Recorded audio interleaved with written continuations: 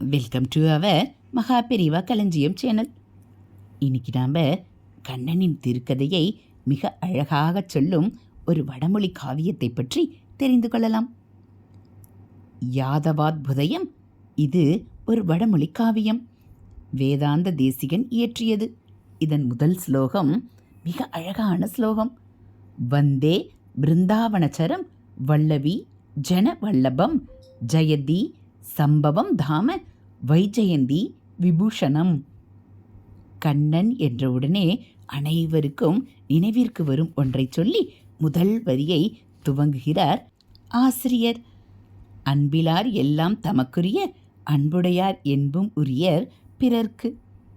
அந்த அன்பே வடிவமாக ஆயர்பாடியில் திரிந்தவர் கோபியர்களும் கோபர்களும். அந்த அன்பெல்லாம் பெற்று அன்பின் இமயமாய் திகழ்ந்தான் கண்ணன். பிருந்தாவனசரம் வல்லவி ஜனவல்லபம். பிருந்தாவனத்தில் வாழ்ந்தவன். அவனிடம் அன்பு கொண்டிருந்த அறிவொன்றும் இல்லாத ஆய்குலத்தவர்களின் மேல் அன்பு கொண்டவன். அடுத்த வரியில் ஆசாரியரின் மொழி விளையாட்டு தொடங்குகிறது.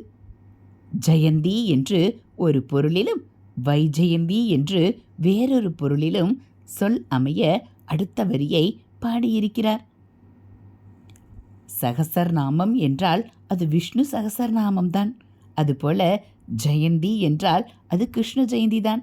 வேறு எத்தனையோ ஜெயந்திகள் இருந்தாலும் ஜெயந்தி என்ற சொல் கிருஷ்ண ஜெயந்திக்கே சிறப்பான ஒன்று. ஜெயந்தி சம்பவம் குமார சம்பவம் என்று சிவகுமாரனின் பிறப்பை கூறும் காவியத்தை படைத்தானே காளிதாசன்.